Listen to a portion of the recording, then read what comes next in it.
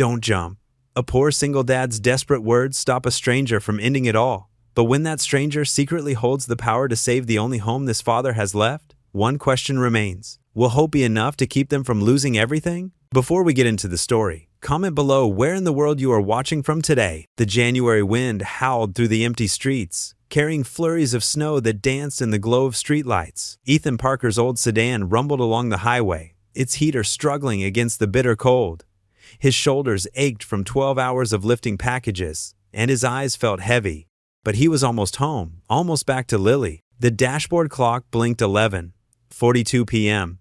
He pictured his daughter, probably fast asleep by now under the care of Mrs. Martinez, their elderly neighbor. The thought of Lily's peaceful face gave him the energy to keep driving, even as exhaustion tugged at him. Then he saw it, a dark figure, standing on the edge of the overpass bridge, barely visible in the dim light. Ethan's heart skipped a beat. The figure swayed slightly, too close to the edge for comfort. Without thinking, Ethan hit his brakes. The car skidded slightly on the slick road before coming to a stop on the shoulder.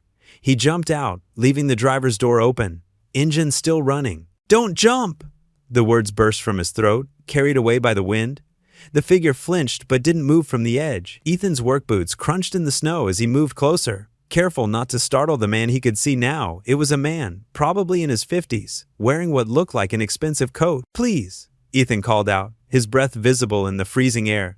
"Whatever it is, it's not worth this. Trust me, I know life can feel impossible sometimes." His heart hammered in his chest as he took another careful step forward. The man's shoulders tensed, but he didn't turn around. Encouraged by the lack of rejection, Ethan continued, "I'm a single dad. Every day is a struggle. Sometimes I can barely keep food on the table, and the bills." He swallowed hard. "But my daughter, she needs me, and someone needs you too." The wind whistled between them, carrying snowflakes that stuck to their clothes. The man's head tilted slightly, listening. "My little girl, Lily, she's 10. Ethan's voice cracked with emotion. "Every morning, no matter how tired I am, her smile makes it worth it. Even when I feel like I'm failing her, when I can't give her everything she deserves, she still looks at me like I'm her hero." The man's hands, gripping the railing, trembled visibly now. Ethan was close enough to see the tears freezing on his cheeks. "Life is hard," Ethan continued, his voice gentle but firm. "Sometimes it feels like we're drowning, but there's always hope. Always. Even if we can't see it right now." He reached out slowly, not touching the man but offering his hand. "Please, step back. Let's talk about this." For a moment that felt like eternity, nothing moved except the swirling snow. Then, slowly, the man's grip on the railing loosened, his shoulders slumped, and he took an unsteady step backward, away from the edge. Ethan moved forward quickly but carefully, ready to catch him if he stumbled. The man's legs seemed to give out, and he sank to his knees in the snow, his expensive coat getting soaked. His body shook with silent sobs. "I lost everything," the man whispered, his voice rough with emotion. "My business, my reputation, my purpose all gone.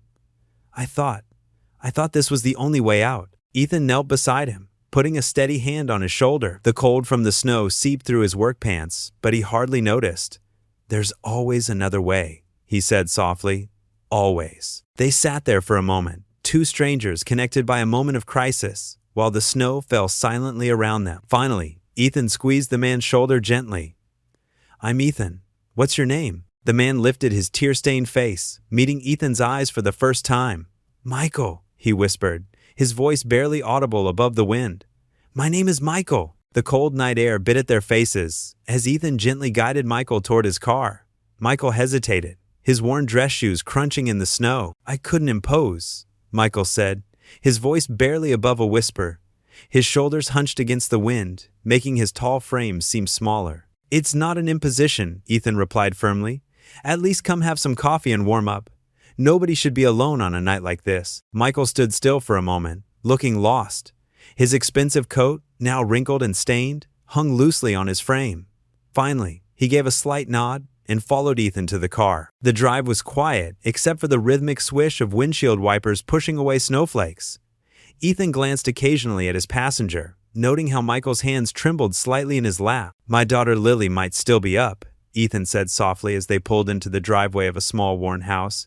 "She usually waits for me, even though she's supposed to be in bed." Inside, warm light spilled from the kitchen window, As they stepped through the front door, the sweet smell of hot chocolate filled the air. A small figure appeared in the doorway. Lily, wearing pink pajamas decorated with unicorns, her dark hair in messy braids. "Daddy," she called out, then stopped short when she noticed Michael. Her blue eyes widened with curiosity, but she didn't retreat. "Lily, this is Michael," Ethan said, helping Michael out of his coat. "He's going to join us for a late snack." Lily gave a shy smile and waved. "Hi, Michael. I made hot chocolate. Would you like some?" Michael's voice cracked as he replied, "That's very kind of you." "Lily, why don't you make some sandwiches while I heat up some soup?" Ethan suggested, moving toward the kitchen. The room was small but tidy, with worn linoleum floors and outdated cabinets. A child's drawings decorated the refrigerator, bringing color to the space. Lily worked quietly at the counter, carefully spreading peanut butter on wheat bread.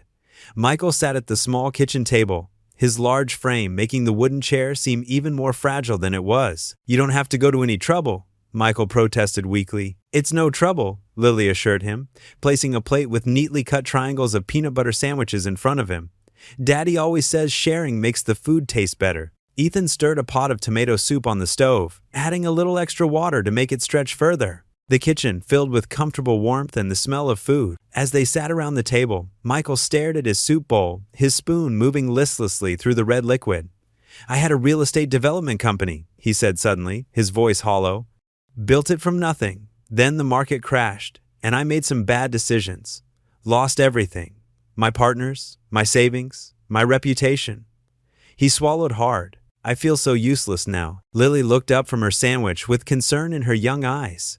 Ethan set down his spoon and leaned forward slightly. "I understand feeling lost," Ethan said quietly. "After Lily's mom left, I could barely get out of bed some days.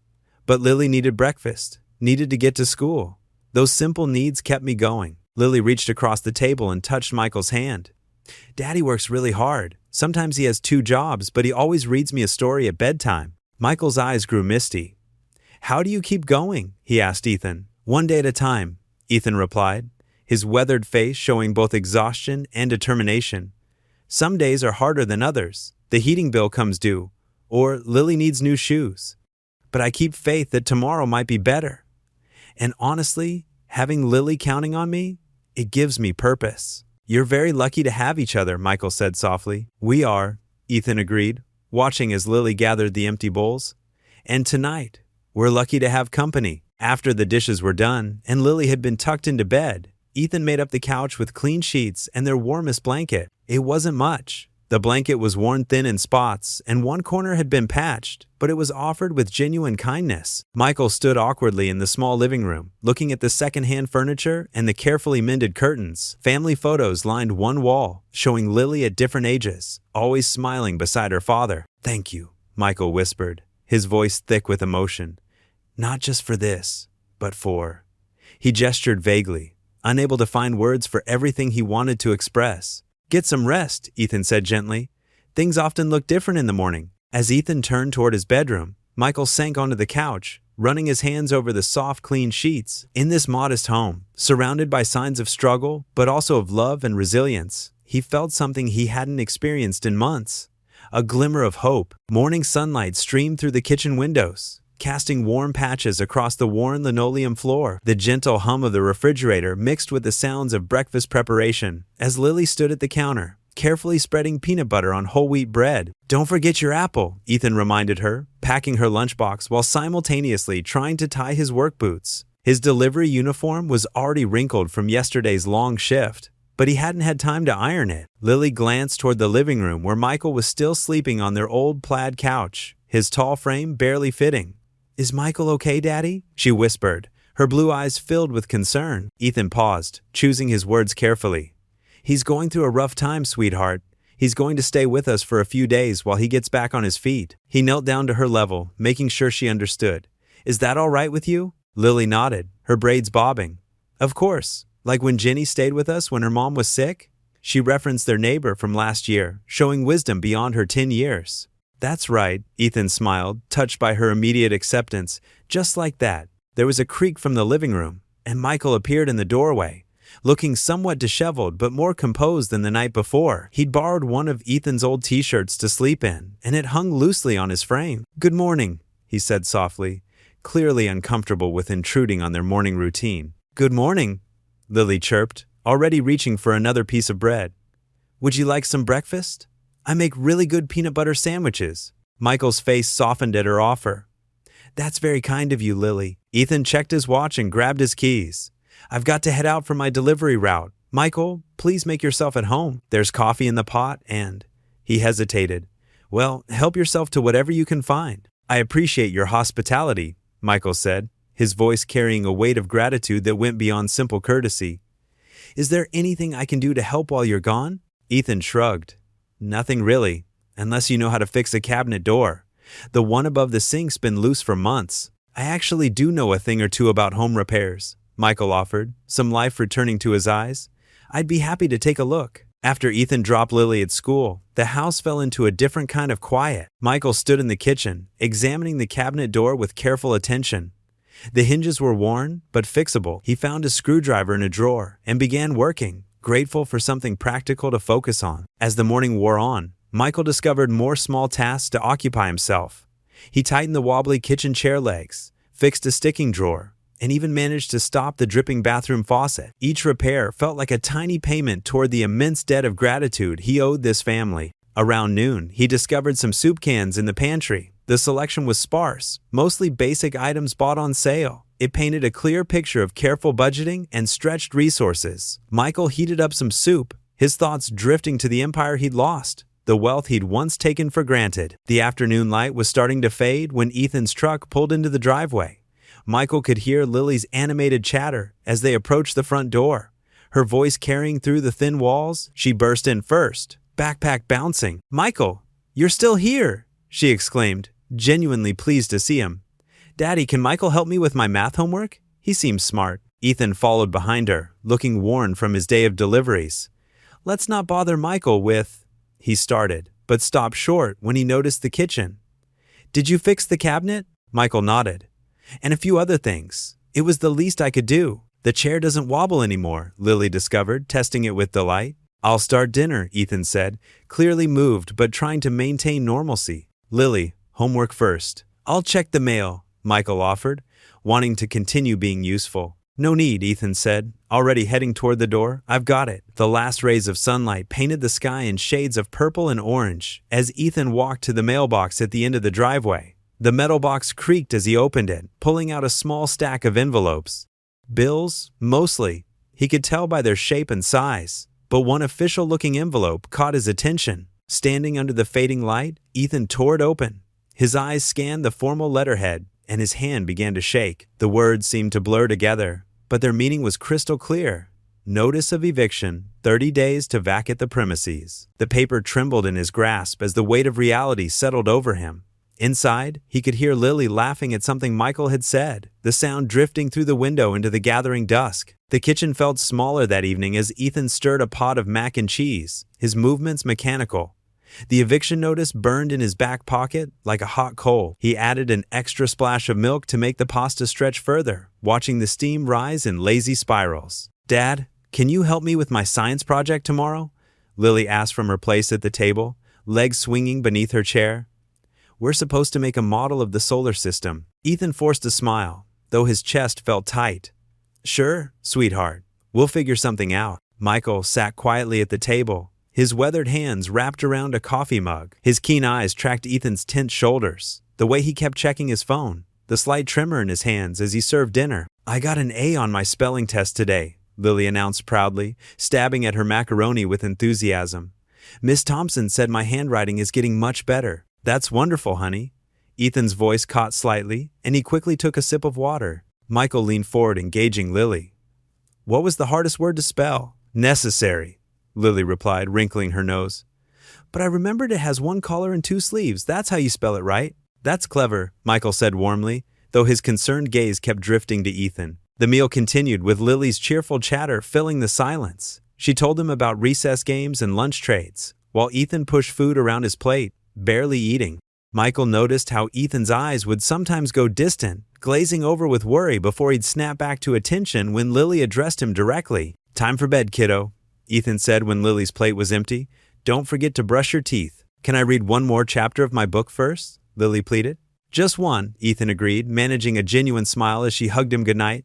I'll come tuck you in soon. After Lily disappeared down the hall, silence settled over the kitchen like a heavy blanket. The only sounds were running water as Michael washed dishes and Ethan packed away leftovers, their movements careful and quiet. When Ethan returned from tucking Lily in, Michael was drying his hands on a dish towel. The kitchen was clean, but the tension remained thick in the air. Want to tell me what's wrong? Michael asked softly. Ethan's shoulders slumped. He reached into his back pocket and pulled out the crumpled notice, smoothing it against the table with trembling fingers. Got this today, he said, voice rough. 30 days to get out. Michael picked up the paper, reading it carefully. The formal language was cold and impersonal. Notice to vacate. Failure to receive timely payment. Property sold. New ownership requires immediate possession. I'm 3 months behind on rent, Ethan admitted, sinking into a chair. Been trying to catch up, picking up extra shifts when I can. But between Lily's medications and the car repairs last month, he ran a hand through his hair. I thought I could make it work. I really did. Michael set the notice down carefully. Have you talked to the landlord? Maybe worked out a payment plan? Called him right after I got this. He said his hands are tied. Property's already been sold. Ethan's laugh was hollow. Funny thing is, I always told Lily that if we worked hard enough, everything would be okay. Now, I don't know how to keep a roof over her head. The admission seemed to drain what little energy Ethan had left.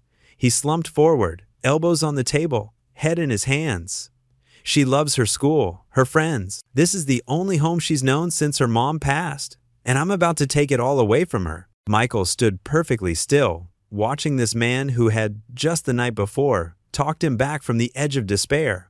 The same man who had opened his home despite having so little to share. Now, Ethan sat defeated at his own kitchen table, the weight of failure crushing his spirit. The sound of Lily's voice drifted from down the hall as she read aloud to herself, the innocent melody of it making Ethan's shoulders shake slightly. Michael's hands clenched around the eviction notice, his mind racing back to the overpass. He remembered the bitter wind, the dizzying height, the absolute certainty that he had nothing left to live for. Then Ethan's voice had cut through the darkness, offering hope when Michael thought he was beyond saving. Looking around the modest kitchen with its mismatched chairs and carefully mended curtains, Michael felt something shift inside him. This home might be small and worn, but it was filled with love. The kind of love that made a tired father stop for a stranger, that made a little girl set out sandwiches for someone she'd never met. His eyes fell on Lily's spelling test, stuck to the refrigerator with a magnet, her neat handwriting promising better things to come. The sight of it strengthened his resolve. Michael carefully refolded the eviction notice, his expression darkening with determination. He had failed at many things in his life, but he would not fail this family, not when they had given him back his will to live. He looked at Ethan, still hunched over the table, and silently made his vow. The gift of life Ethan had given him on that overpass would be returned, one way or another. Michael just had to figure out how. The afternoon sun warmed the small living room where Michael sat cross-legged on the floor, organizing the mess of papers and receipts Ethan had asked him to sort through. His fingers moved methodically, creating neat stacks, when a small shadow fell across the carpet. "Hi, Michael," Lily said, clutching something behind her back. Her dark hair was pulled into 2 slightly uneven pigtails, and she wore her favorite purple sweater with a unicorn on it. Michael looked up, offering a gentle smile. "Hi there, Lily. What have you got there?" She rocked back and forth on her heels, suddenly shy. "I made you something." Her voice was barely above a whisper. "In art class today." Michael set aside the stack of papers, giving her his full attention. "You did? That's very thoughtful of you." Lily brought her hands forward, revealing a piece of folded construction paper decorated with swirls of crayon colors. The front showed what appeared to be 3 stick figures holding hands, a tall one, a medium one, and a small one with pigtails. "Open it," she urged, pushing it toward him. Michael's hands trembled slightly as he unfolded the card. Inside, in careful child's handwriting surrounded by hearts and stars, were the words, "You matter. God sent you to us." The simple message hit him like a physical force. His vision blurred, and he had to blink several times to clear it. In the doorway, unnoticed by either of them, Ethan stood watching, his own eyes glistening. "Do you like it?" Lily asked, her face full of hope. Michael opened his arms, and Lily rushed into them without hesitation. He held her close, this precious child who saw worth in him when he'd forgotten how to see it himself. "I love it," he managed to say, his voice rough with emotion. "Thank you, sweetheart." From the doorway, Ethan cleared his throat softly. Hey, kiddo, why don't you show Michael that board game you were talking about earlier? I've got to head to work soon. Lily bounced up, excitement replacing her earlier shyness. Oh yes, do you like Candyland, Michael? It's my favorite. I haven't played in years, Michael admitted, carefully setting the card on the coffee table. You'll have to teach me. While Lily ran to get the game from her room, Ethan stepped into the living room. You okay with watching her tonight? My shift runs until 11. Of course, Michael said, still trying to compose himself. We'll be fine. Ethan nodded, his eyes falling on the card. She has a way of seeing right through to the heart of things, doesn't she? She's special, Michael agreed softly. You've done an amazing job with her, Ethan. Before Ethan could respond, Lily returned with the game box. Found it. Can we play now? I've got to head out, sweetie, Ethan said, checking his watch. Be good for Michael, okay? Bedtime's at 8:30. Lily hugged her father tightly. Love you, Dad. Be careful. Love you too, Princess. Ethan grabbed his keys and jacket, giving Michael a grateful nod before heading out. The evening passed in a blur of colored squares and laughter. They played 3 rounds of Candyland, and Michael found himself genuinely enjoying the simple pleasure of the game. Lily proved to be an enthusiastic teacher, explaining all her strategies for reaching the Candy Castle first. Uncle Michael, it's your turn, she said, pushing the cards toward him. Michael's heart squeezed at the casual way she'd bestowed the title. He drew a card, moving his piece to the next blue square. Like this? Perfect. She beamed at him. You're getting better. Maybe next time you'll win. After the games, they made sandwiches for dinner. Lily insisted on helping, carefully spreading peanut butter while Michael handled the jelly. They ate at the kitchen table, where Lily told him about her school day and her best friend Emma. Dad says you used to have a big company, she said suddenly, swinging her legs under the table. Michael paused mid-bite. I did, yes. What happened to it? I made some mistakes, he said carefully. Sometimes grown-ups make bad choices, even when they're trying their best. Lily considered this, taking a thoughtful bite of her sandwich. That's okay.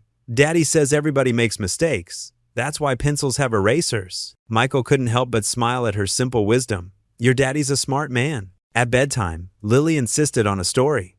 Michael found himself making up a tale about a brave little girl who helped a lost knight find his way home. She drifted off before he reached the ending, her breathing deep and even. Later, sitting alone in the quiet living room, Michael picked up Lily's card again. The crayon colors seemed to glow in the soft lamplight. His fingers traced the words, remembering the pure intention behind them. You matter, he whispered, echoing the words that had pierced his darkness. God sent you to us. He thought about the night on the overpass, how close he'd come to ending everything. If Ethan hadn't stopped, if he hadn't shown such kindness to a stranger, if this little girl hadn't opened her heart to him. Looking at the card one more time, Michael's voice was barely audible in the quiet room. Maybe I still have a purpose. The aroma of butter and vanilla filled the small kitchen as Saturday morning sunlight streamed through the window above the sink. Ethan stood at the stove, expertly flipping a golden brown pancake while Lily perched on a step stool beside him, her eyes wide with concentration as she stirred the batter. Can I flip the next one, Dad? Lily asked, her pigtails bouncing with excitement. Sure, Princess. Just remember what I taught you. Wait for the bubbles before you flip. Ethan slid the finished pancake onto a growing stack on a chipped blue plate. At the kitchen table, Michael sat with the morning newspaper spread out before him, a red pen in hand. His reading glasses perched on the end of his nose as he carefully circled listings in the classifieds. The sound of his pen scratching against the paper mixed with the sizzle of batter hitting the hot griddle. Look, Bubbles! Lily pointed at the cooking pancake, practically vibrating with anticipation. Okay, steady now. Ethan handed her the spatula, his hands hovering nearby as she attempted the flip. The pancake landed half-folded, but Lily beamed with pride. I did it, she declared, turning to Michael. Did you see? Sure did, Chef. Michael smiled warmly, then turned to Ethan. Hey, when you get a minute, I'd like to run some ideas by you. Ethan's shoulders tensed slightly, but he kept his voice light for Lily's sake. About what? The situation. Michael tapped the newspaper meaningfully.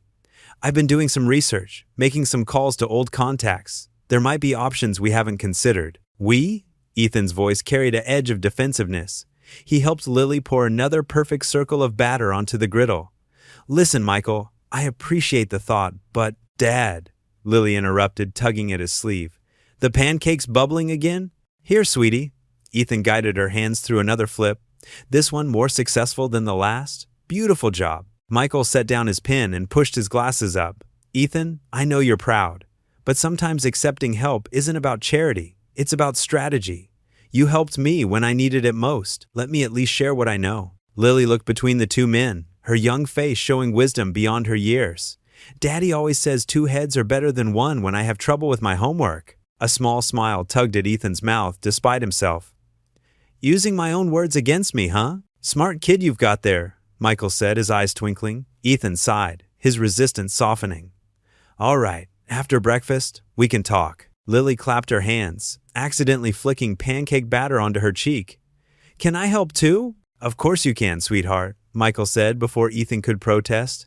Sometimes the best ideas come from unexpected places. They worked together to finish the last of the batter, Lily managing to flip 2 more pancakes with increasing confidence. As Ethan placed the stack in the center of the table, Michael cleared away his papers to make room. I found real maple syrup at the store yesterday, Michael mentioned casually, pulling a bottle from a paper bag near his feet. Thought it might be nice for a change. Lily's eyes widened. Real maple syrup? Like from trees? The very same. Michael handed her the bottle, showing her how to open it. You didn't have to do that, Ethan said quietly, but there was gratitude in his voice. I wanted to. Michael passed around plates. Consider it my contribution to our Saturday morning. As they settled in to eat, Lily insisted on pouring the syrup herself, carefully creating tiny pools on each pancake. The first bite brought appreciative sounds from everyone. These are the best pancakes ever, Lily declared, syrup already sticky on her chin. They really are, Michael agreed, catching Ethan's eye.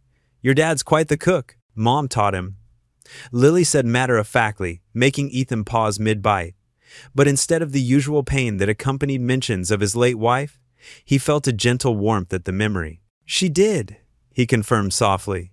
She always said pancakes taste better when they're made with love. Then that's why these are so good, Lily nodded sagely, because we all made them together. Michael reached for another pancake, his movements deliberate as he spoke. That's what I'm trying to say about the eviction situation, Ethan. Sometimes things work better when we tackle them together. Ethan looked at his daughter, happily drowning another pancake in syrup, then at Michael, whose face showed nothing but sincere concern and friendship. The weight that had been crushing his chest since receiving the notice seemed to lighten, just a fraction. Maybe you're right, he admitted, surprising himself with the words. Does this mean we get to be like detectives? Lily asked excitedly, looking for clues to solve the problem. Michael chuckled. Something like that. Your dad and I will look at all the possibilities, and you can be our creative consultant. What's a consultant? Lily's forehead wrinkled in confusion. It means you're part of the team, Ethan explained, reaching over to wipe syrup from her chin. And you know what? I think we make a pretty good team already. Lily beamed, looking between the two men. Like with the pancakes. Exactly like with the pancakes, Michael agreed, raising his coffee mug in a mock toast. To Team Parker. To Team Parker, Lily echoed, lifting her glass of milk with such enthusiasm that it nearly spilled. Ethan found himself laughing, really laughing, for the first time since the eviction notice arrived. The sound seemed to surprise all of them, but it broke something loose in the room. Soon they were all sharing stories and jokes, the kitchen filled with a kind of warmth that had nothing to do with the morning sun or the cooling stack of pancakes. Looking at his daughter's syrup-stained smile and Michael's relaxed posture, Ethan felt something he'd almost forgotten. Hope. It was small, just a flicker, but it was there. Maybe, just maybe, they would find a way through this after all. The early morning air bit through Ethan's jacket as he loaded boxes into his delivery van. His breath came out in white puffs, his fingers stiff from the cold. Michael stood nearby, clipboard in hand, helping to organize the day's route. If we plan this right, Michael said, marking the map with efficient precision, we can hit all these stops before noon. That leaves the afternoon for that moving job I found on the community board. Ethan nodded, grateful but uncomfortable with the help. You don't have to come with me, you know. These delivery runs aren't exactly exciting. I want to help. Michael's voice was firm. Besides, 2 pairs of hands move boxes faster than one. They worked in companionable silence, loading the last of the packages.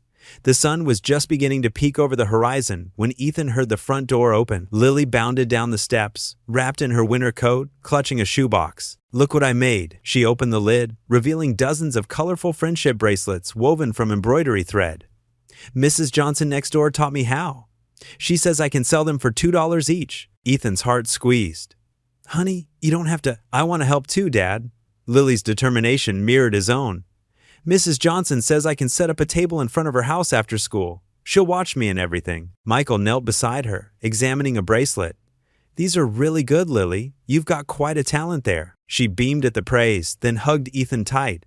Don't worry, Dad. We're all working together. After dropping Lily at school, Ethan and Michael tackled the delivery route. Between stops, they discussed options, made calls, and filled out assistance applications during lunch breaks. Michael's business experience proved invaluable as he helped Ethan navigate the complicated paperwork. There's a program that helps with utility bills, Michael explained, showing Ethan a form on his phone. And I found a food bank that could help stretch the grocery budget. Ethan gripped the steering wheel tighter. I've never needed. Everyone needs help sometimes, Michael cut in gently. Remember what you told me on that overpass? About hope and faith? The afternoon moving job was back-breaking work, but the extra cash would help. They hauled furniture until sunset, their muscles aching but spirits determined. When they finally returned home, they found Lily at the kitchen table, counting small bills. I sold 6 bracelets, she announced proudly. That's $12 whole. Ethan pulled her into a hug, his throat tight with emotion. That's wonderful, sweetheart, but you should keep that money for yourself. Lily shook her head stubbornly. It's for our house fund. Uncle Michael says every little bit helps. Later that night, after a simple dinner of pasta, Ethan tucked Lily into bed. She clutched her favorite stuffed rabbit, her eyes heavy with sleep but still worried. Dad, she whispered, are we really going to have to move? Ethan smoothed her hair back, his heart aching. I promise I'll find a way. In the hallway, Michael stood quietly, unseen. His hands clenched at his sides as he listened to Lily's soft breathing and Ethan's gentle reassurances. The sight of this father's unwavering love for his daughter, despite all odds, strengthened Michael's resolve. He would find a way to help this family that had saved him, no matter what it took. Through the rest of the week, they fell into a rhythm. Ethan and Michael worked the delivery route in the mornings, chased down leads and odd jobs in the afternoons. Lily sold her bracelets after school, proudly adding to their house fund jar in the kitchen. Each small victory, each dollar saved, felt like a step toward hope. Michael watched Ethan push through exhaustion day after day, never complaining, always managing a smile for Lily. He saw the way Ethan skipped meals to ensure Lily had enough, how he worked through a developing cold without rest. The man's dedication to his daughter was a quiet kind of heroism that touched Michael deeply. The community began to take notice of their efforts. Mrs. Johnson spread the word about Lily's bracelets, bringing more customers. The local deli owner started slipping extra sandwiches into their lunch orders, small kindnesses that reminded them they weren't alone in their struggle. At night, after Lily was asleep, Ethan and Michael would sit at the kitchen table, surrounded by papers, bills, applications, job listings. They worked like generals planning a campaign, fighting against time and circumstance with every resource they could muster. We'll figure this out, Michael would say, his voice carrying the weight of his promise. One day at a time, and Ethan, despite his pride and independence, began to believe him. The burden felt lighter shared between friends, the impossible a little more possible with each passing day. Standing in the hallway that night, hearing Ethan's promise to Lily, Michael knew with certainty that he would not let this family down. They had given him back his purpose, shown him the strength of love and determination. Now it was his turn to prove worthy of their trust. The winter sun peeked through the clouds as Ethan and Michael sat at the kitchen table, surrounded by stacks of papers and half-empty coffee mugs. They'd spent the morning planning routes and looking through job listings, but exhaustion weighed heavily on Ethan's shoulders. Michael drummed his fingers on the table, his expression thoughtful. You know, Ethan, there might be another way to handle this situation with your landlord. What do you mean? Ethan looked up from the classified section, dark circles under his eyes. Michael took a deep breath, his hands clasping together. I never told you what I used to do before everything fell apart. He paused, looking down at his worn sweater. I owned Reynolds Property Development. We had offices in 3 states. Ethan's coffee mug stopped halfway to his mouth. Reynolds Property. Wait, you're that Michael Reynolds? Michael corrected quietly. The company went under during the recession. Bad investments. Market crash. I lost everything. His voice cracked slightly. The night you found me on that overpass, I'd just sold my last asset. Ethan sat back in his chair, trying to process this revelation. He remembered seeing the Reynolds name on buildings downtown, reading about the company in the local papers. I had no idea. That's why I've been so hesitant to talk about it, Michael admitted. But Ethan, I still know the business.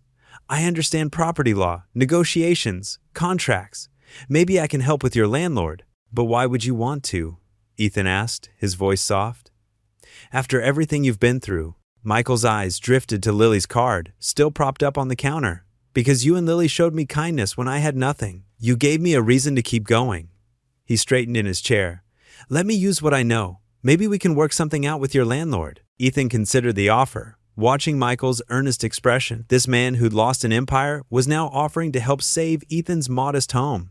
Okay, he finally said. What's your plan? Michael pulled out a notepad, his demeanor shifting subtly. Despite his worn clothes, Ethan could now see glimpses of the businessman he'd once been. First, we need to understand your rental history, payment records, any improvements you've made to the property. Then we'll prepare a proposal. They spent the next hour gathering documents. Ethan pulled out folders from a kitchen drawer, showing years of on-time rent payments and careful maintenance of the house. Michael took detailed notes, occasionally nodding. This is good, he said, reviewing the papers. You've been an excellent tenant. That gives us leverage. The next morning, they stood outside the landlord's office building downtown. Ethan tugged at his collar, wearing his best shirt, the one he usually saved for parent-teacher conferences. Michael wore a borrowed tie from Ethan, his posture straight and professional despite his circumstances. Remember, Michael said quietly as they waited in the lobby, let me do most of the talking. I know how to speak their language. The landlord's secretary led them into a stark office where Mr. Harrison, a thin man with steel-gray hair, sat behind an imposing desk. He barely looked up from his computer. Mr. Parker, he said flatly, I received your message about wanting to discuss the eviction notice. Michael stepped forward, extending his hand.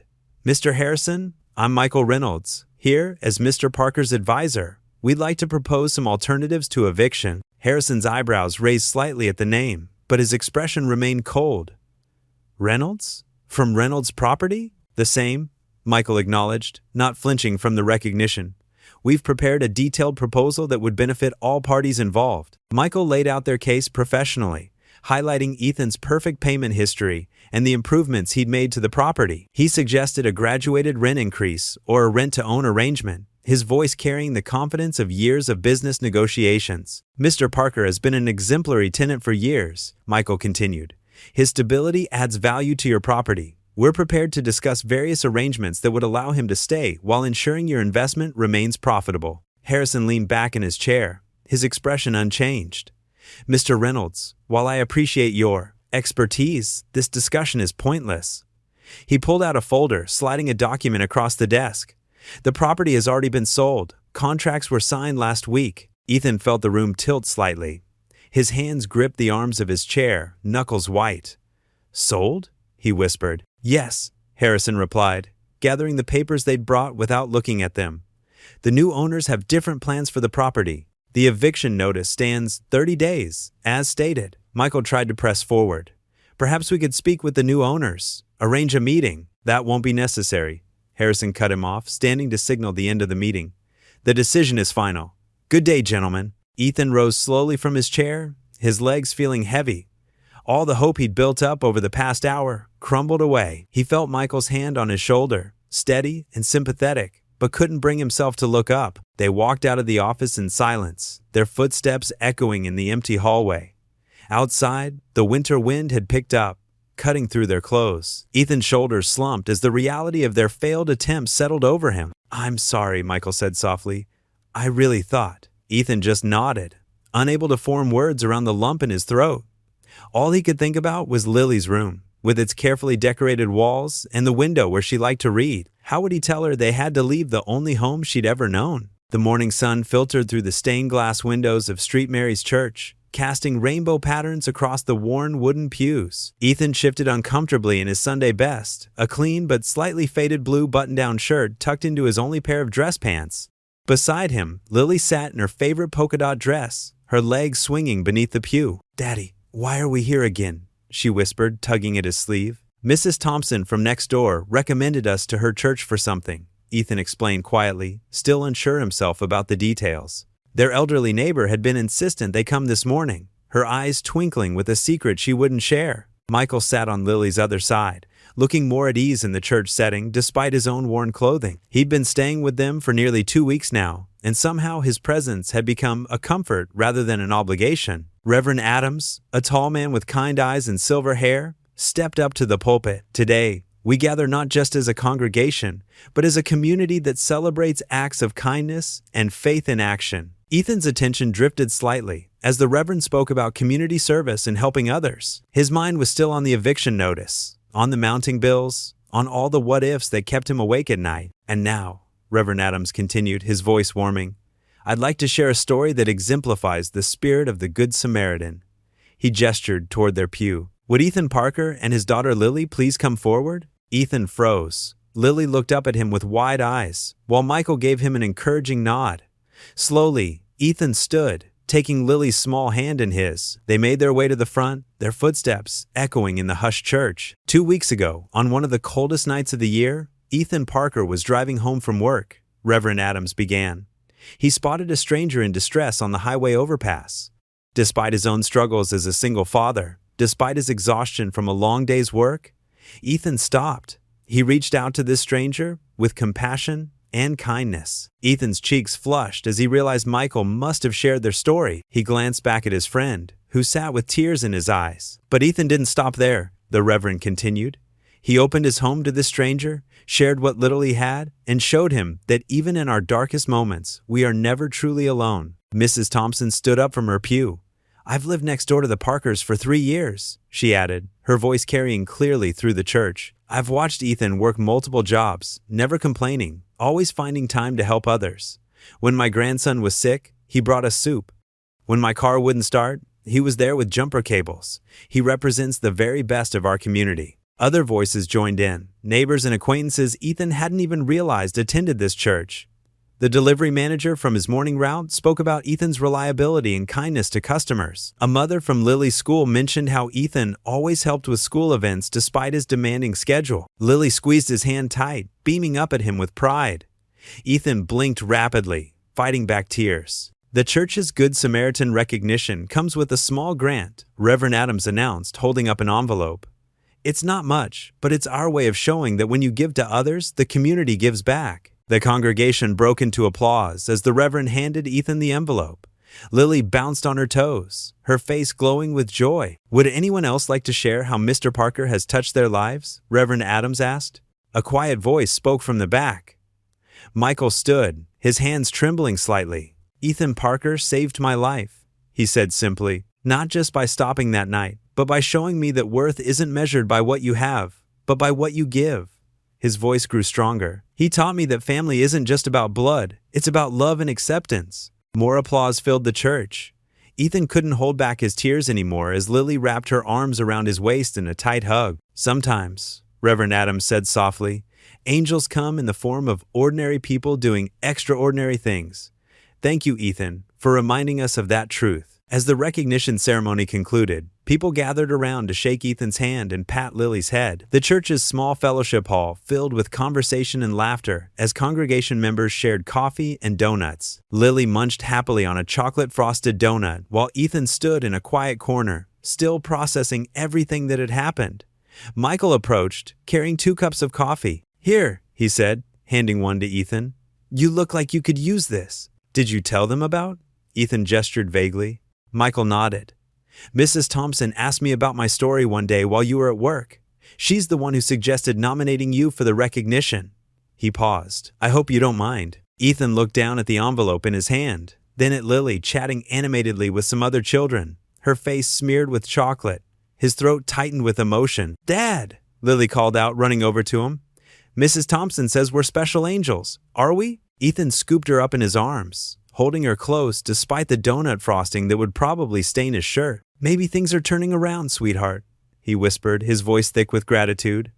Maybe they really are. The small grant check sat on Ethan's kitchen table, its promise of help both comforting and somehow insufficient. Through the window, the night pressed dark against the glass, broken only by the yellow glow of the porch light.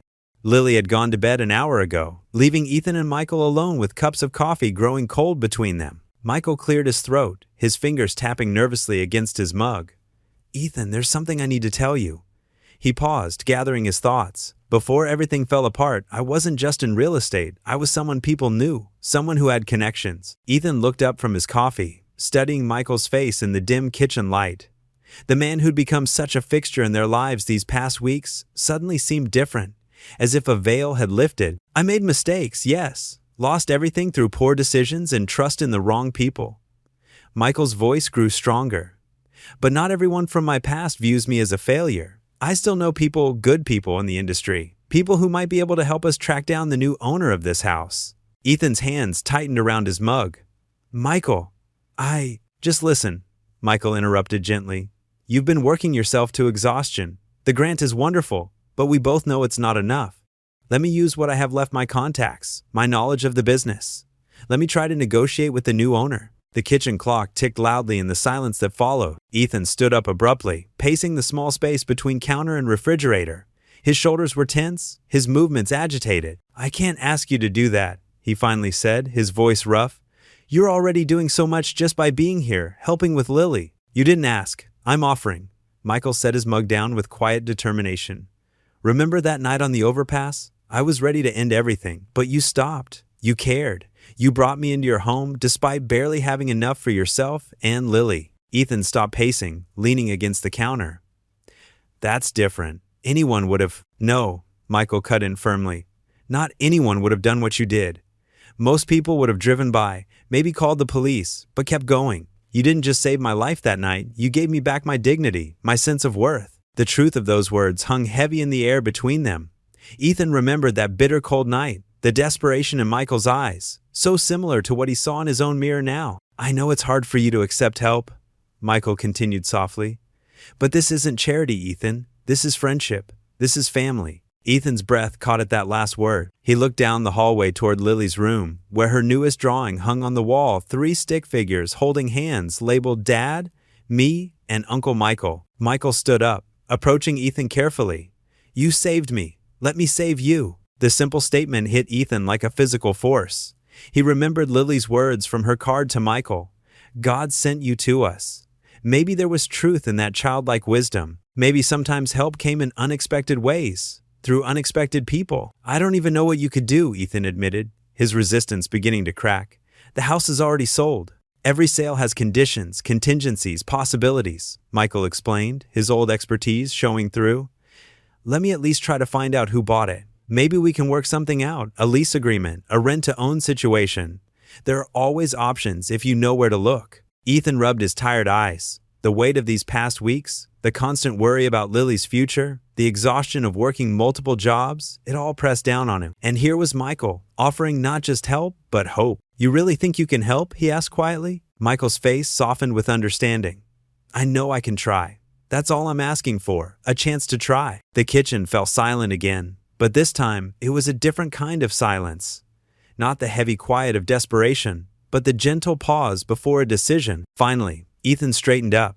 He looked at Michael, really looked at him, and saw not the broken man from the overpass, but someone who had found new purpose, someone who had become family. Okay, Ethan said simply, extending his hand. Okay, let's try. Michael grasped Ethan's hand firmly, the handshake sealing more than just an agreement. It was a moment of trust, of friendship, of two men acknowledging that sometimes the strongest thing you can do is accept help when it's offered. We'll start first thing tomorrow, Michael said, his voice thick with emotion. I promise you, Ethan, we'll figure this out together. Ethan nodded, his own eyes suspiciously bright. Together, he agreed, and in that word was all the trust and friendship that had grown between them since that fateful night on the overpass. The morning sunlight filtered through the kitchen window as Michael sat at the table, his old phone in hand. The screen showed dozens of names, former colleagues, business partners, and friends he hadn't spoken to in months. His fingers trembled slightly as he scrolled through the contacts. Are you sure about this? Ethan asked, adjusting his delivery uniform. Dark circles under his eyes betrayed another restless night. Michael nodded, straightening his shoulders. These people, they knew me when I was at my best. Maybe that counts for something. Lily bounded into the kitchen, her backpack bouncing. Morning, Daddy! Morning, Uncle Michael! She grabbed a piece of toast from the plate between them, her smile bright enough to chase away some of their worry. After Ethan and Lily left, Michael took a deep breath and dialed the first number. The call went straight to voicemail. He tried another and another. Some numbers were disconnected, others rang endlessly. A few people answered but made polite excuses when they recognized his voice. By mid-morning, Michael's coffee had grown cold, and his hope was wearing thin. He stepped outside onto the small porch, needing fresh air. The neighborhood was quiet, just the distant sound of a lawnmower and children playing. This modest street had become home in ways his luxurious penthouse never had. His phone buzzed. A text from Tom Anderson, his former business partner. "Sorry to hear about your troubles. Been there. Call me." Michael's hands shook as he dialed. Tom answered on the second ring. "Michael Reynolds." Tom's warm voice carried through the line. "It's been too long. Tom, I wasn't sure you'd want to talk to me. We all hit rough patches. What's on your mind?" Michael explained Ethan's situation, his words tumbling out faster as he described the kind father who'd saved his life, the sweet little girl who made him cards, the unfair eviction notice. There was a long pause. "The property market's tough right now," Tom said finally. "But I might know someone. Can you meet for coffee this afternoon?" "Yes, absolutely. Thank you, Tom." Meanwhile, across town, Ethan made his deliveries with renewed energy. Each package he handed over felt lighter, each "thank you" from customers warmer. During his lunch break, he sat in his truck and allowed himself to imagine keeping their home, watching Lily grow up in those familiar rooms. The afternoon wore on. Michael met Tom at a small cafe downtown, the same place they used to discuss million-dollar deals. Now they sat at a corner table, both older and humbler. "The buyer," Tom explained, stirring his coffee, "is Marcus Chen. Remember him? He always respected how you handled that difficult development project back in 19. Michael's eyes widened. "Marcus? I thought he'd retired." "Semi-retired. Still dabbles in property investment. He might be willing to work something out, especially given the circumstances." Back at home, Lily knelt beside her bed for her nightly prayers. Her stuffed animals sat in a row, a loyal audience. "Dear God," she whispered, "please help Daddy keep our home. And thank you for sending us Uncle Michael. He makes Daddy smile more." She climbed into bed just as Ethan came to tuck her in. "Did you say your prayers, sweetheart?" "Uh-huh. I asked God to help us stay here." Ethan's throat tightened as he pulled the blanket up to her chin. "That's good, honey. That's real good." After kissing her goodnight, Ethan sat in the living room, watching the clock. Michael had been gone for hours. The house felt emptier without him, as if his presence had somehow filled spaces Ethan hadn't known were vacant. At last, headlights swept across the front window. Ethan's heart jumped as he heard familiar footsteps on the porch. The door opened, and Michael stepped inside, his face tired but his eyes bright. "Tom Anderson met with me today," Michael said, settling into the armchair. A small, hopeful smile played at the corners of his mouth. "I think I may have found a path forward." Ethan leaned forward, hardly daring to breathe. The night pressed against the windows, but inside, the room seemed to glow with possibility. The morning was crisp and clear as Ethan and Michael walked into the downtown office building. Their reflections in the polished marble floor looked out of place. Ethan, in his cleanest but well-worn button-down shirt, and Michael in borrowed clothes that didn't quite fit right. "Are you sure about this?" Ethan whispered, tugging at his collar. The lobby's grandeur made him feel smaller with each step. Michael nodded, though his own confidence seemed to waver. "Tom's a reasonable man. He always was." He pressed the elevator button for the 12th floor. Inside the elevator, Ethan's stomach churned. He'd barely slept last night, lying awake thinking about Lily's future. This meeting felt like their last chance. The grant money from the church wasn't nearly enough, and time was running out. The elevator doors opened to a reception area with floor-to-ceiling windows. A young woman looked up from her desk. "Mr. Anderson is expecting you," she said with a practiced smile. Tom Anderson's office was spacious, but surprisingly modest. Family photos lined the walls, and a collection of Little League trophies sat on a shelf. The man himself stood as they entered, tall, silver-haired, wearing a casual sweater rather than a suit. "Michael," Tom said warmly, extending his hand. "It's good to see you." His grip was firm, his smile genuine. He turned to Ethan. "And you must be Mr. Parker. Please, have a seat." They settled into comfortable leather chairs. Tom leaned forward, elbows on his desk. "Michael filled me in on the basics, but I'd like to hear more from you, Mr. Parker." Ethan's throat felt dry. It's about my daughter." "Really? Lily?" "She's 10. He pulled out his wallet, hands slightly shaking, and showed Tom a photo of Lily in her school play costume. "That house? It's been our home since she was 3. After her mother left." He swallowed hard. "I've never missed a rent payment, not one." Tom studied the photo, his expression softening. "She looks like a wonderful girl." "She is," Ethan said. "She's everything to me. And now, with this eviction..." His voice cracked slightly. Michael jumped in. Tom, if we could work out some kind of arrangement, a rent-to-own setup maybe? Ethan's reliable, hardworking. Tom held up his hand, his face growing serious. I want to be straight with you both. He pulled out a folder, spreading architectural drawings across his desk. The property isn't just changing hands, it's part of a larger development plan. Ethan's heart sank as he looked at the drawings. Modern apartment buildings, retail spaces, a whole new neighborhood where his modest home now stood. We've already broken ground on phase 1, Tom continued, his voice gentle but firm. The contracts are signed. The bulldozers are scheduled. He looked at Michael. You know how these things work. Once the wheels are in motion, there has to be something, Michael insisted. Some way to… It's too late, Tom said firmly. He closed the folder with a quiet finality. I'm truly sorry.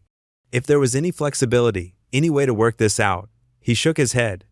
The best I can do is give you a reference for other rental properties in the area. Ethan sat very still, feeling the floor drop out from under him. The room seemed to blur at the edges. He was vaguely aware of more conversation, Michael arguing, Tom explaining something about zoning laws and contracts, but it all sounded distant, like he was underwater. The walk out of the building passed in a haze. Michael kept talking, suggesting other options, making plans, but Ethan barely heard him. At the bus stop, Michael tried to put a hand on his shoulder, but Ethan shrugged it off. I need to walk, he said quietly. Clear my head. Let me come with you. No.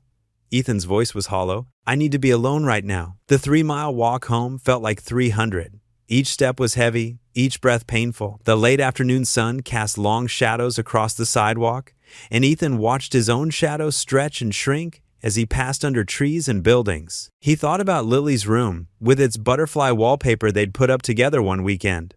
The height marks on the kitchen doorframe, tracking her growth. The backyard where she'd learned to ride her bike. All of it would be gone, reduced to rubble under those bulldozers. When he finally reached their street, the sight of their little house hit him like a physical blow.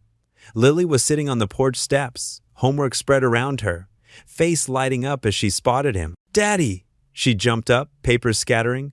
How did it go? Can we stay? Ethan tried to speak, but his throat closed up. He looked at his daughter, his brave, beautiful girl who deserved so much more than he could give her, and something inside him finally broke. His knees gave out, and he sank onto the steps. Sobs tore from his chest, harsh and raw. I'm so sorry, baby, he choked out. I'm so sorry. I tried everything. Lily's arms wrapped around his neck, small and warm. Daddy, don't cry, she whispered, but he couldn't stop. I failed you, he sobbed, holding her close. I promised to take care of you, and I failed. The setting sun painted their little porch in shades of gold and shadow as father and daughter clung to each other, their world crumbling around them. The next morning, Ethan woke to an empty couch. Michael's borrowed blanket was neatly folded, placed on the cushions with careful precision. The sight made Ethan's stomach twist with worry. Uncle Michael? Lily called out, padding into the living room in her sock feet. She clutched her favorite stuffed rabbit, eyes scanning the quiet house. Where is he, Daddy? Ethan swallowed hard, forcing a smile. He probably just went for a walk, sweetie. Let's get you ready for school. But as he packed Lily's lunch, peanut butter and jelly with the crust cut off, just the way she liked it, dread settled in his chest like a heavy stone. The memory of that night on the overpass flashed through his mind. Michael's despair had been raw, real.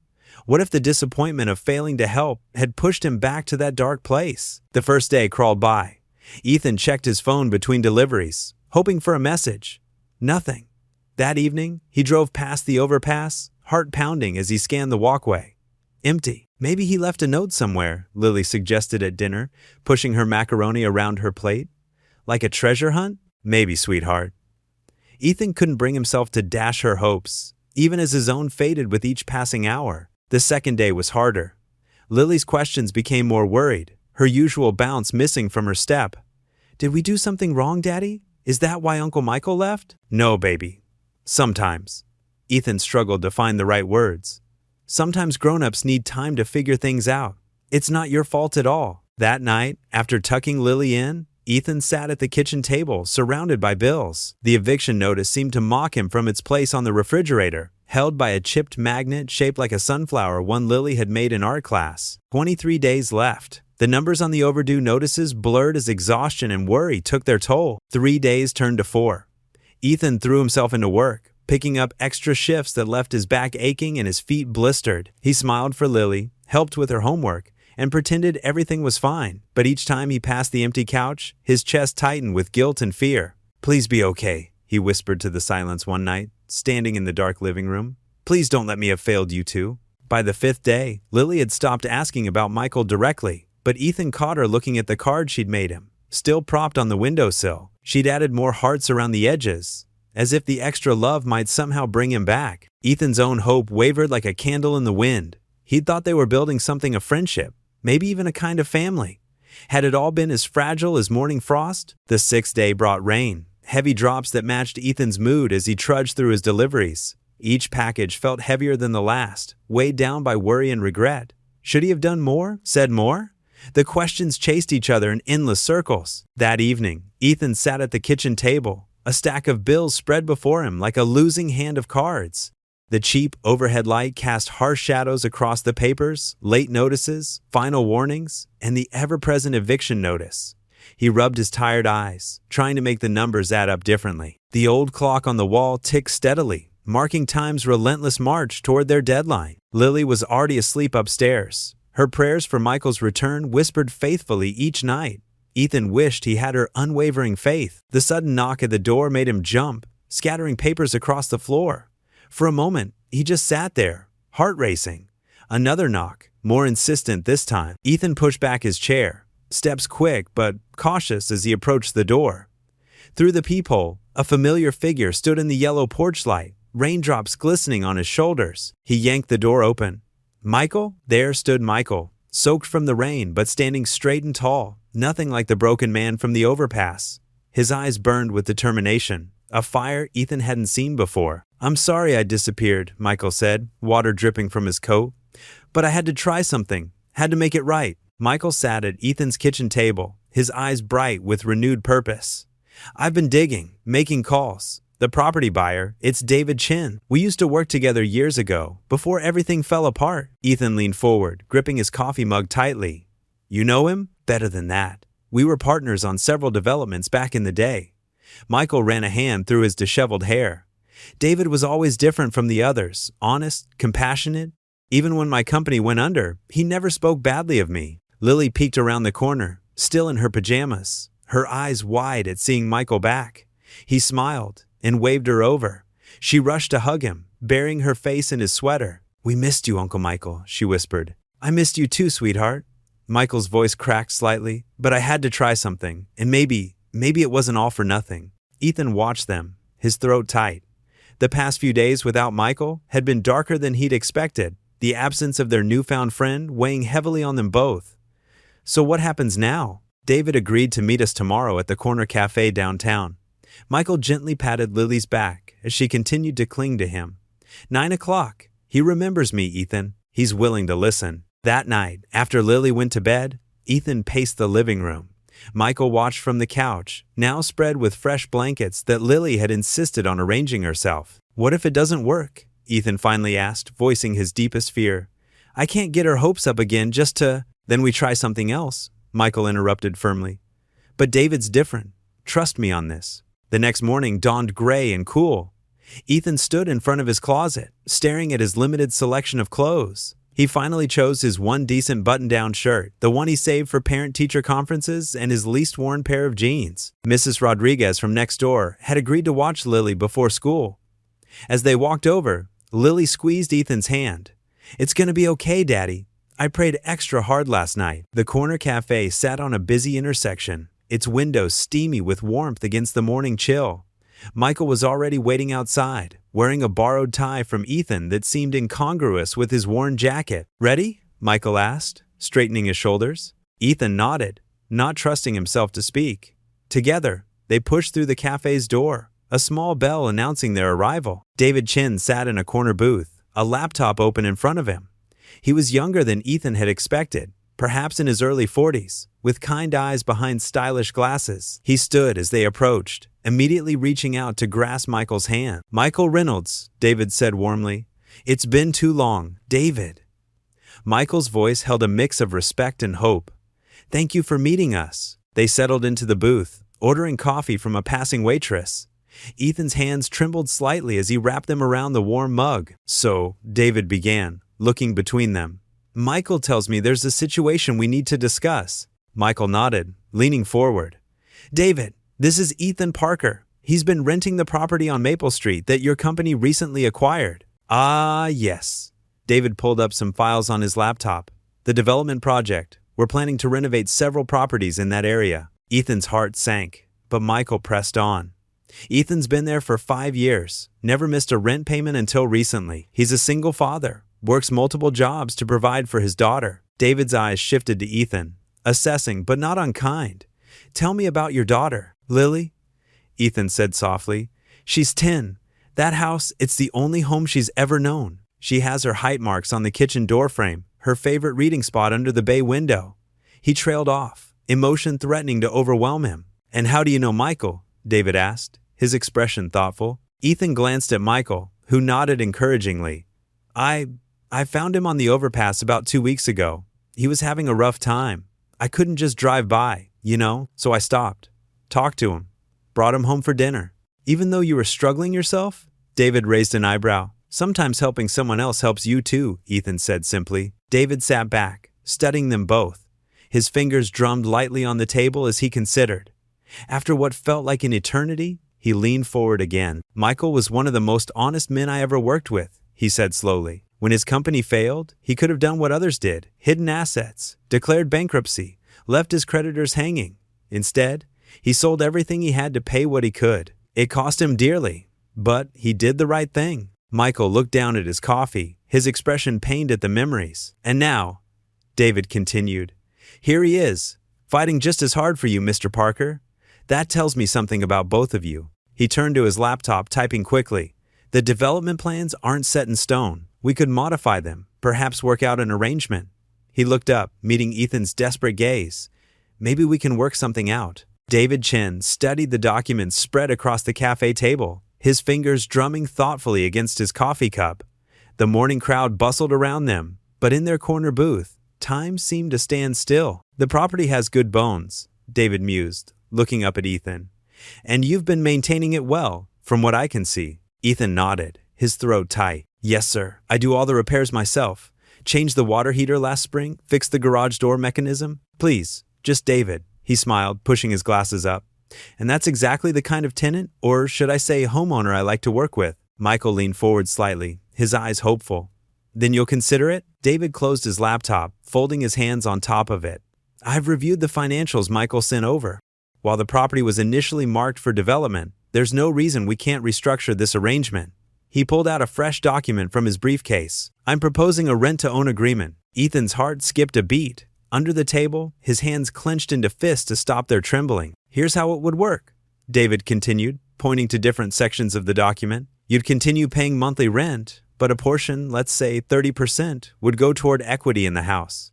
After 5 years, you'd have the option to purchase at a pre-agreed price, with all your equity payments counted toward the purchase. The numbers swam before Ethan's eyes. The monthly payment was higher than his current rent, but not impossibly so. With his new side jobs and careful budgeting. There is, of course, the matter of the initial deposit, David added carefully. It's necessary to secure the agreement. Ethan's hope faltered. Even with the church's grant money, he was nowhere near having enough for a substantial deposit. He opened his mouth to speak, but Michael cut in smoothly. I'd like to cover the deposit, Michael said, his voice steady. As an investment in a friend. Ethan turned to him, stunned. Michael, no, that's too much. I can't. You can, and you will. Michael's eyes were firm but kind. Consider it a business arrangement if it makes you feel better. I'm investing in property with someone I trust completely. He smiled slightly. Besides, where else am I going to find such comfortable couch accommodations? David watched this exchange with interest, a small smile playing at his lips.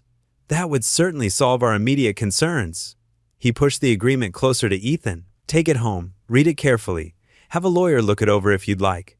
But I think you'll find the terms fair. The waitress appeared with fresh coffee, and Ethan wrapped his hands around the warm mug, trying to ground himself in the moment. It felt surreal, like a dream he might wake from at any second. I don't know what to say, he managed finally. Say you'll think about it, David suggested kindly. Though I should mention, he glanced at Michael with a knowing look. Your friend here has been quite persistent on your behalf. Called me 3 times before I agreed to this meeting. Michael looked slightly embarrassed. I might have been a bit determined. The Michael Reynolds I remember always was. David gathered his things, standing. I have another meeting, but take the weekend to review everything. My contact information is on the first page. He extended his hand to Ethan. I look forward to doing business with you, Mr. Parker. After David left, Ethan and Michael sat in silence for a long moment.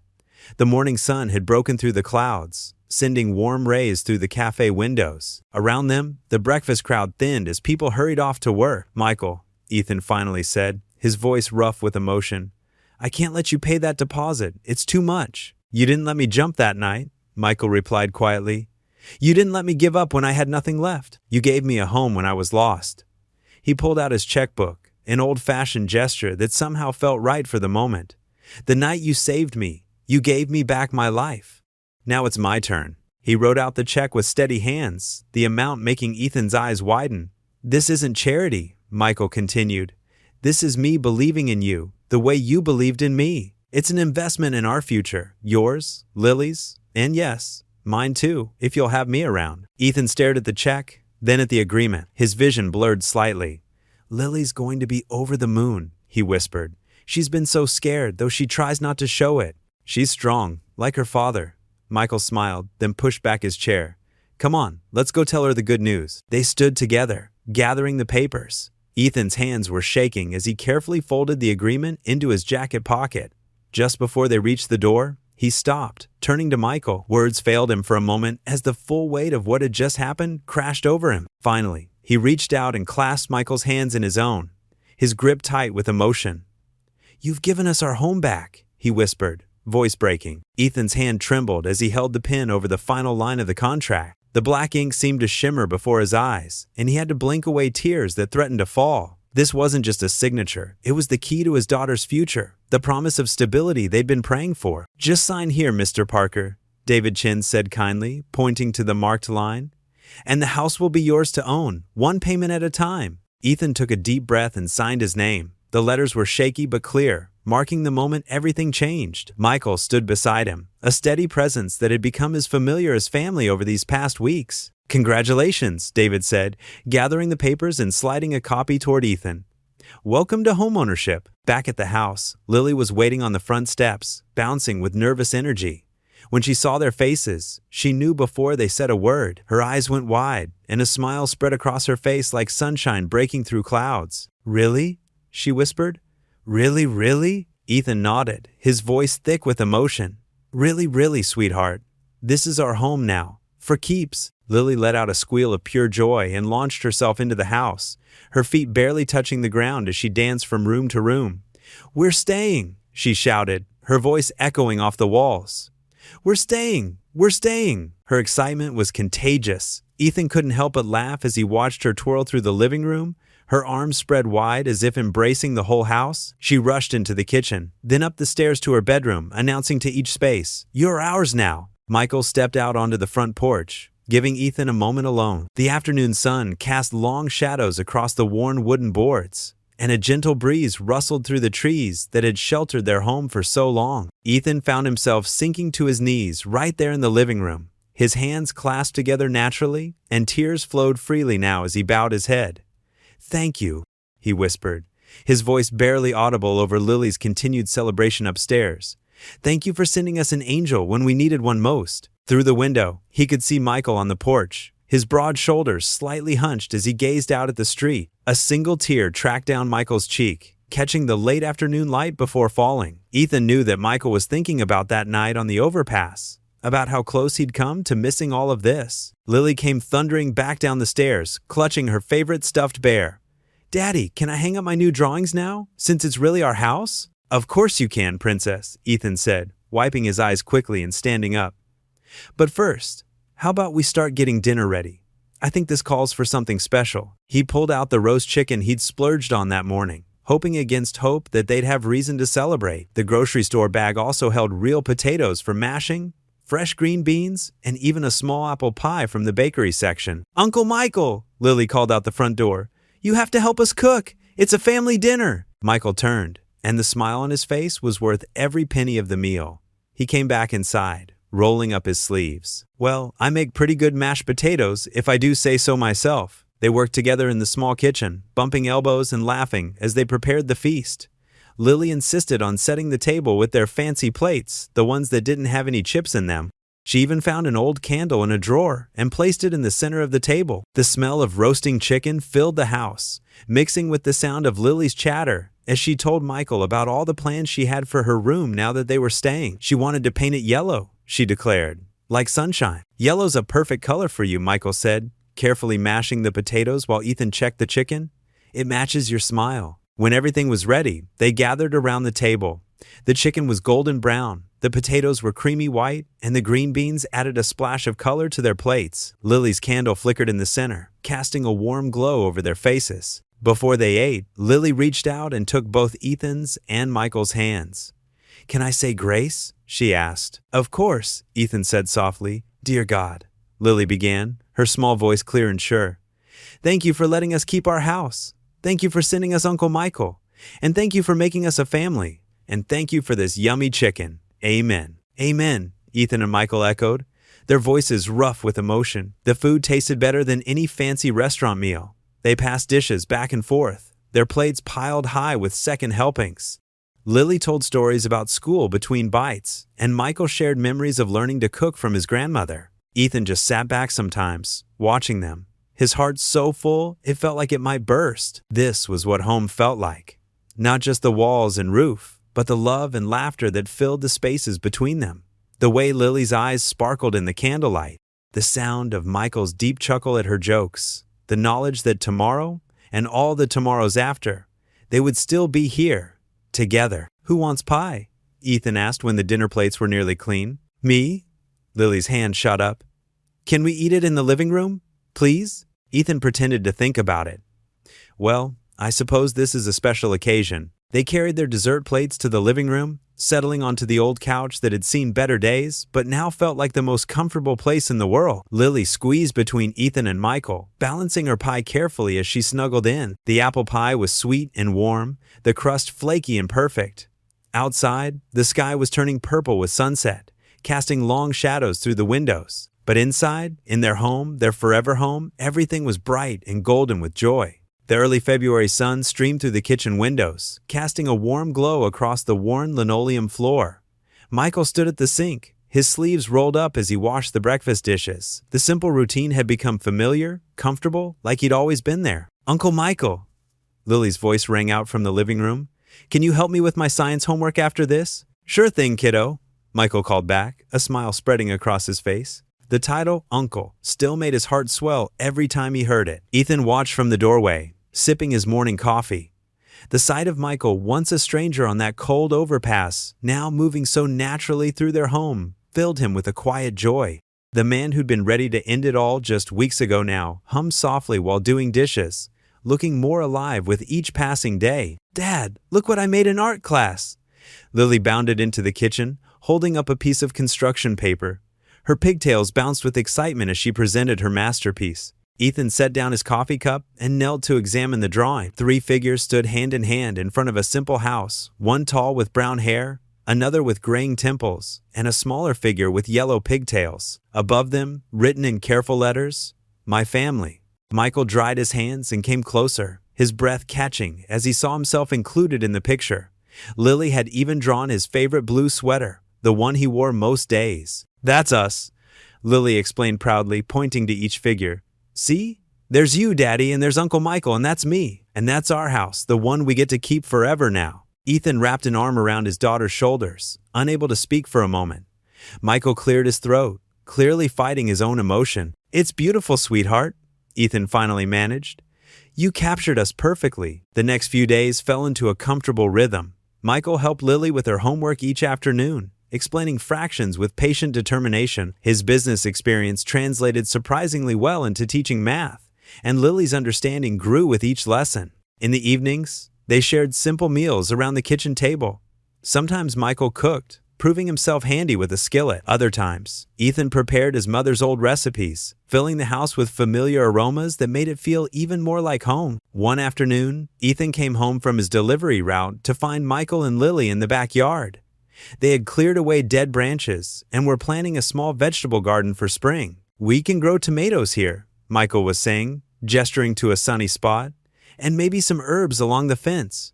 Can we plant flowers too? Lily asked, bouncing on her toes.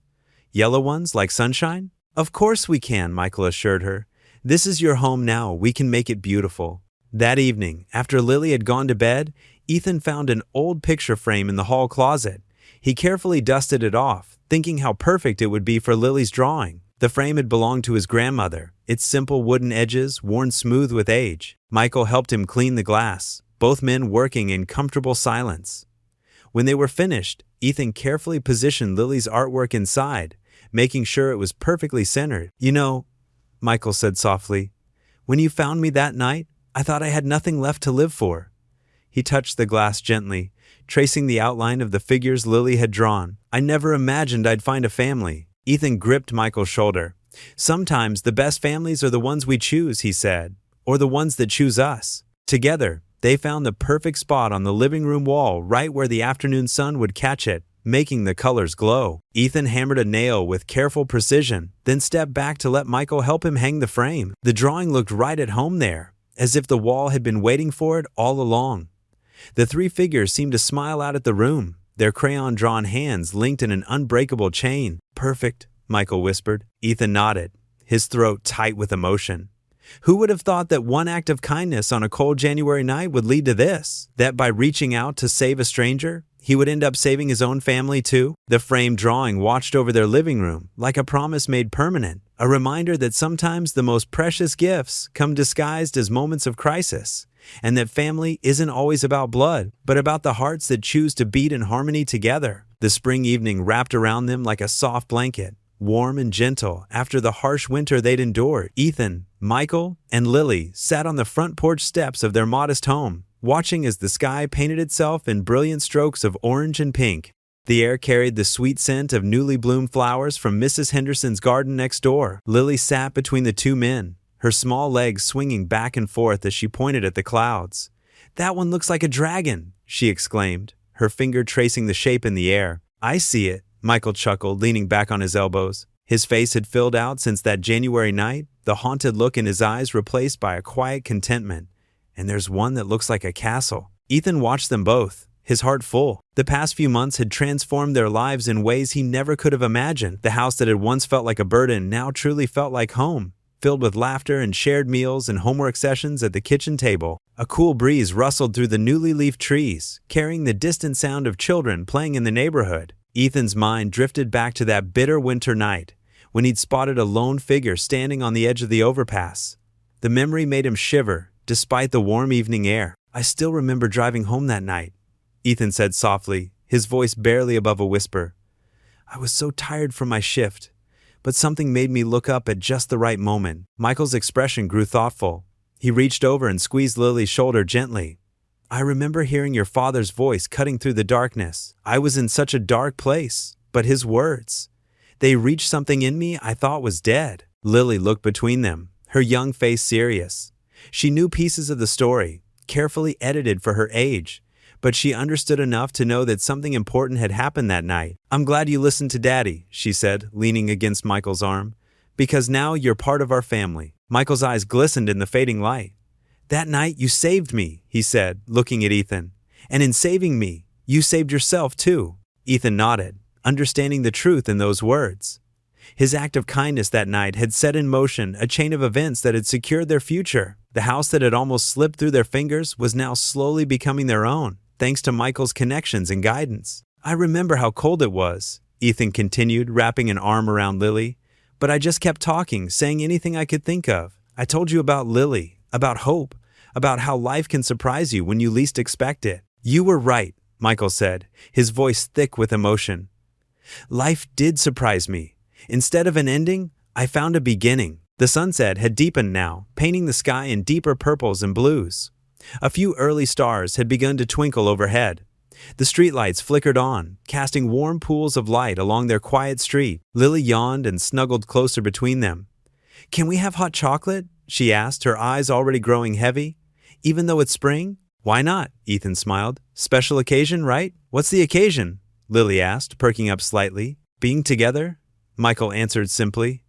Being family, they sat in comfortable silence for a moment, watching as more stars appeared in the darkening sky. The evening air had grown slightly cooler, but none of them wanted to move just yet. These quiet moments together had become precious to all of them. "You know what I've learned?" Ethan said, looking at his daughter and the man who had become like a brother to him. "Family isn't about blood.